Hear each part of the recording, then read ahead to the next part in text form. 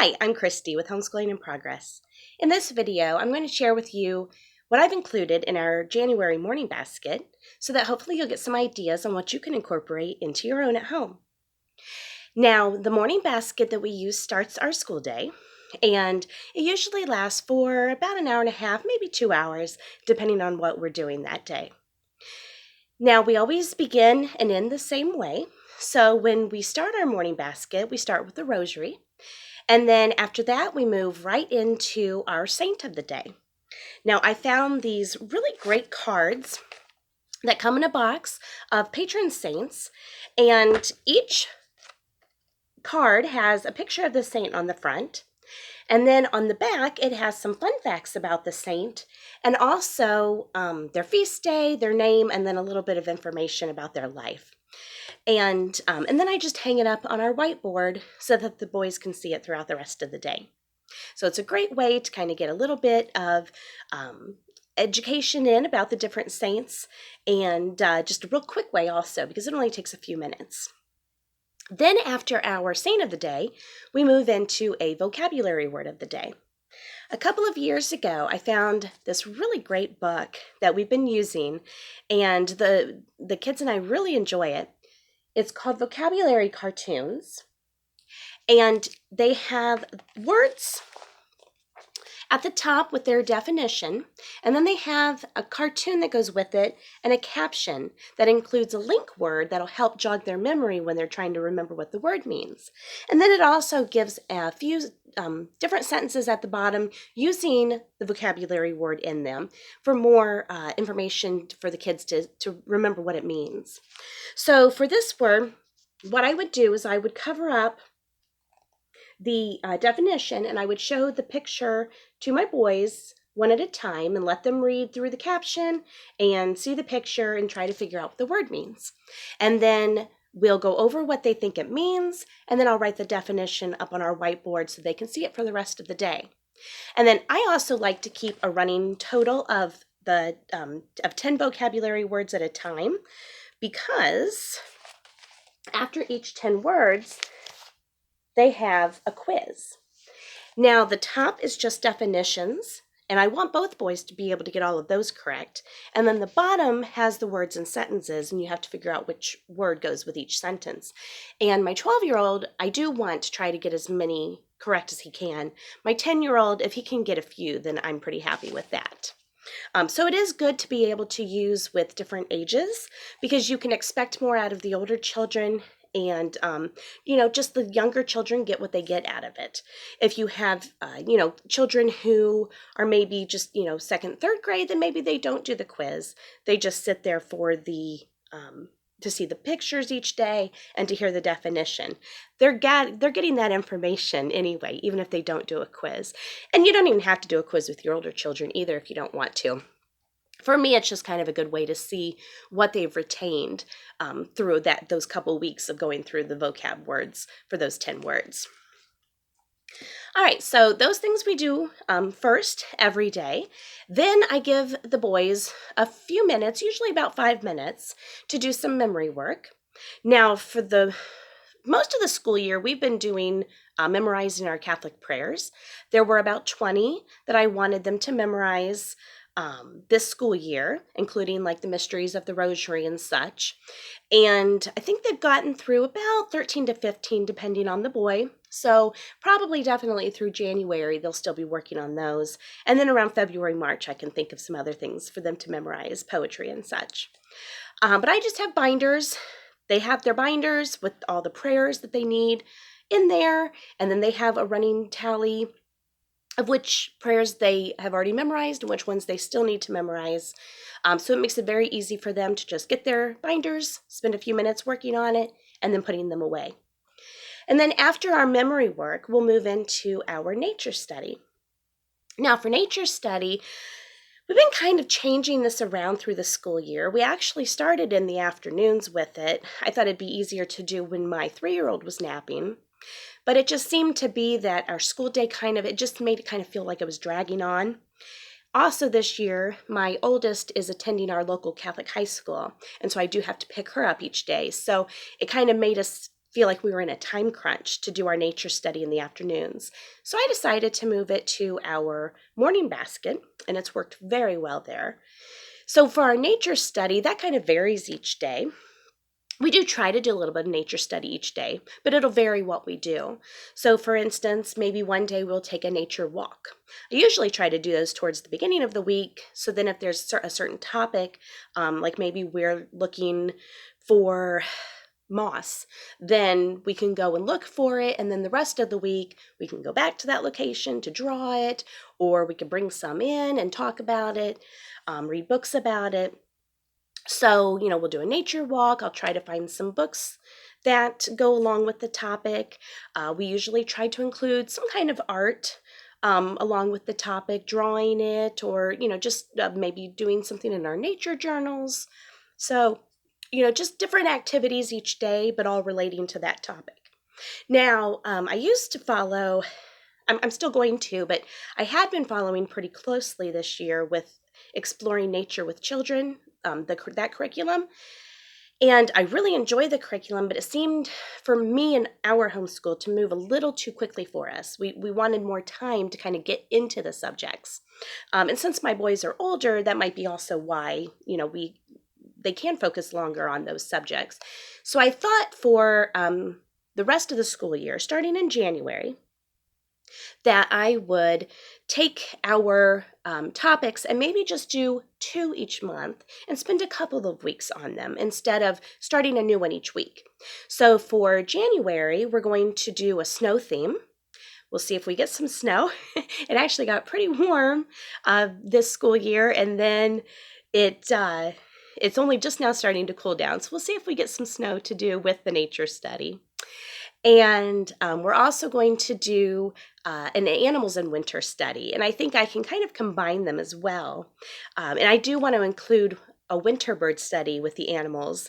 That was something that we were supposed to do with the curriculum in December and never got to. And I really like birds, so I want to make sure they get to that.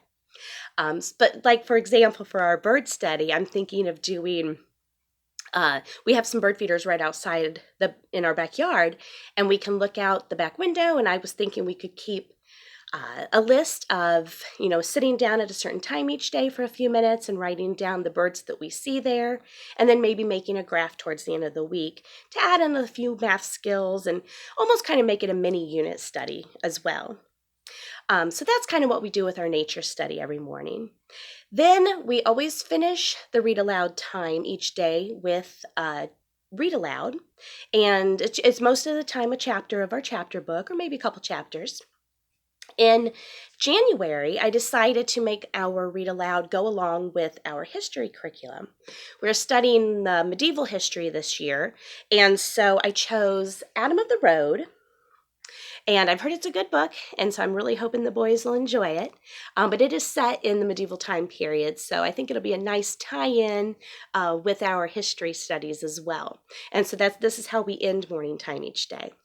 So those are the things that we do every day with morning time, and then, or our morning basket. And then there are some things that we do just once a week. So I'll go over those now too.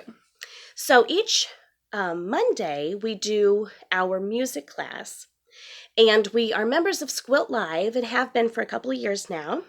And now those lessons are at 2 o'clock on Monday afternoons, and so I usually try to keep our morning time a little shorter so that the boys can get to their individual work and we can get done with our school day so they can do their music class at 2.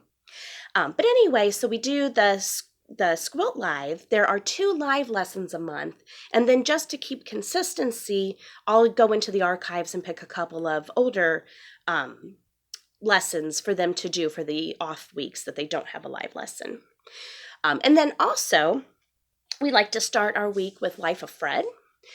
If you have not seen this series yet, you should check it out because it is so much fun. It's kind of a living math book, and I just use it as a supplement to our regular math. I know some people do use it as a just what their math curriculum is, but we do tend to use it just as a supplement during our morning time. For this, we're in the dogs book now, and we just read a chapter each week, and we just read through the chapter and hear about Fred. That's the 5-year-old little boy. He's a college math professor.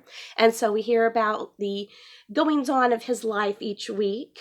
And then at the end, they have your turn to play. You can kind of see here, they have a your turn to play. And so the boys will head back to their seats and get out some notebooks, and they'll answer the problems in there, and then we go over the answers. And so it's a really quick, maybe 10 minutes for a long chapter at the most, but it's a lot of fun, and it's a great way to kind of reinforce those math skills that they're learning in their regular math curriculum as well. Okay, and then for our picture studies, we had been using these portfolios from Simply Charlotte Mason, and we may continue to use them. But during our mid-year review, I like to kind of hold a mid-year review in around our Christmas break, just to kind of see what's working, what's not. Are there things I want to change? Did I find something really neat that I want to add?